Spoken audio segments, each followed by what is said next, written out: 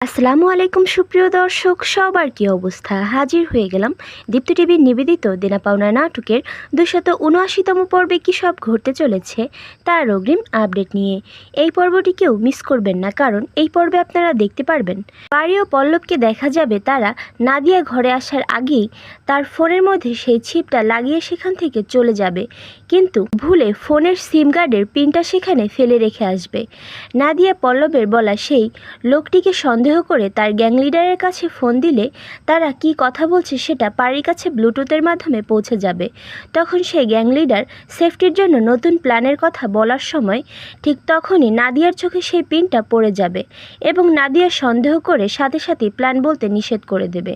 সে ভালো করেই বুঝতে পারবে যে এটা পারিরই কাজ, তাই সে এবার সতর্ক হয়ে যাবে এবং সাথে সাথে পল্লবের কাছে গিয়ে বলবে, শোনো পল্লব, কে কী করার চেষ্টা করছে তার সব কিছুই আমার জানা, শুধু শুধু বৃথার চেষ্টা না করাই ভালো। সে পারিকে উদ্দেশ্য করে বলবে, যে আমার ক্ষতি করতে চাইছে সে হয়তো জানিই না যে আমি বিপদে পড়লে এই বাড়ির সকলেই বিপদে পড়বে। একথা শুনে পল্লব বুঝতে পেরে যাবে যে তাদের প্ল্যান নাদিয়া আন্টির কাছে ধরা পড়ে গেছে। এটা ভেবে পল্লবকে দেখা যাবে সে মনে মনে ভয় পেতে থাকবে।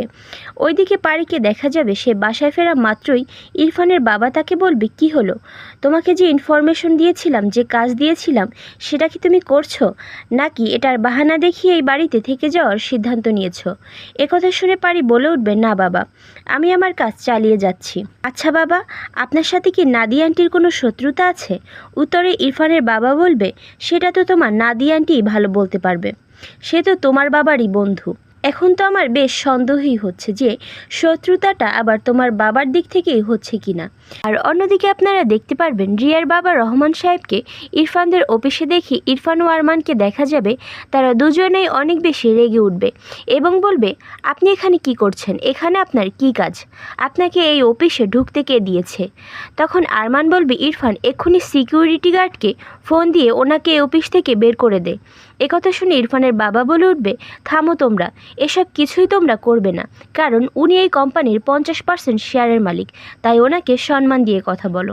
একথা শুনে ইরফান ও আরমানের মাথায় যেন আকাশ ভেঙে পড়বে। আর অন্যদিকে রিয়ার বাবাকে দেখা যাবে সে মিটমিটিয়ে হাসতে থাকবে। আর এছাড়াও থাকছে আশ্চর্য সকল ঘটনা। সুতরাং সবাইকে দেনা পাওনা নাটকের আগামী পর্ব দেখার আমন্ত্রণ রইল। ধন্যবাদ।